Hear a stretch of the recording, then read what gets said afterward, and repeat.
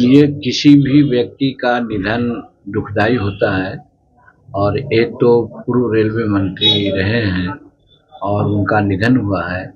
उससे सचमुच में हम लोग बहुत दुख व्यक्त करते हैं और भगवान से प्रार्थना करते हैं कि जहाँ भी उनकी आत्मा रहे, सुख शांति से रहे। और परिवार लोगों को जो दुख है, संवेदना है, वो दुख सहने का उनको भगवान ताकत दें, यही मैं इस समय में कहना चाहता हूँ। सर, पीएम मोदी बहुत जबरदस्त रिएक्शन दिए हैं एआईए समिट में। जो कांग्रेस के लोग हंगामा किए हैं उस पर कहे हैं कि ये डेमोक्रेसी का नाम नंगापन है। देखिए, इस संबंध में मेरा एक ट्वीट आप लोग देखे होंगे। मैंने इसको देशद्रोह क्या संज्ञा दिया है कि जहां पर 80-85 राष्ट्र के प्रतिनिधि बैठे हों और वहां पर नंग धन प्रदर्शन किया गया हो, ये एकदम अलोकतांत्रिक, अमर्यादित बात है। ये कोई भी देशभक्त नहीं ऐसा कर सकता है। मान सकते हैं नरेंद्र मोदी से किसी प्रकार का किसी को तकलीफ हो सकती है, लेकिन इसका ये मतलब नहीं वो हमारे देश को एआई का जो प्रक्रिया है उसमें संसार में स्थापित करने के उद्देश्य से यहाँ लोग आए थे।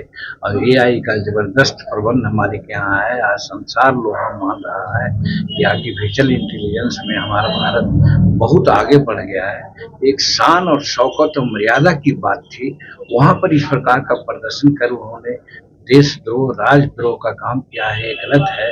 मैं नहीं मानता हूं कि नरेंद्र मोदी जी जिसके बारे में सोच रहे हैं, इस तरह की बात कभी हो ही नहीं सकती है।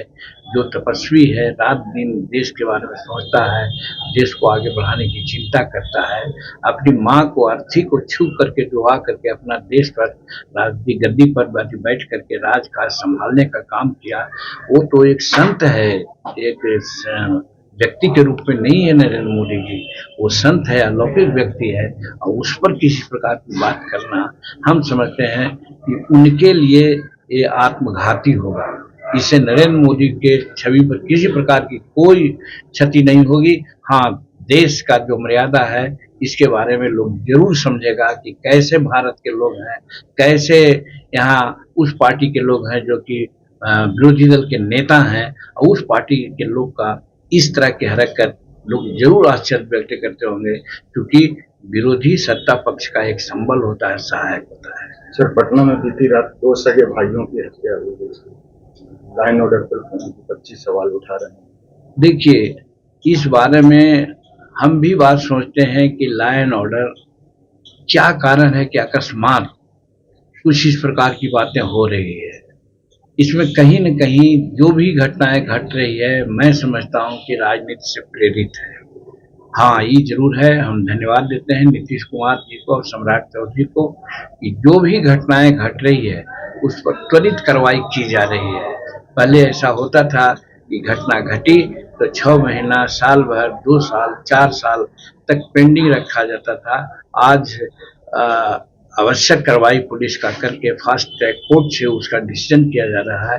ये काबिल तारीफ है।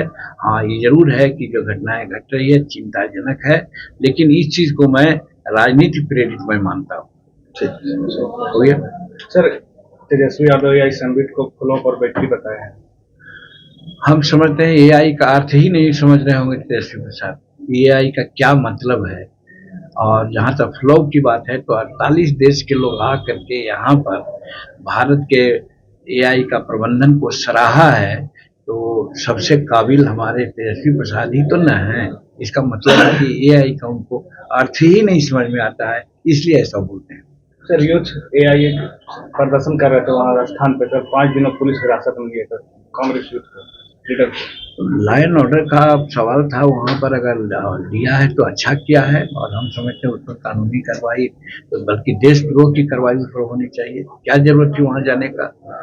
फोरम थे, विरोधी दल के नेता हैं, पार्लियामेंट सेशन में है, 9 तारीख से होने वाला है, उसमें बात करते होता। लेकिन जहाँ समूचे संसार के डेलीगेट्स आ रहे हैं और उस समय अपना इस प्रकार का नंग प्रदर्शन करते हैं तो हीनियस क्राइम है।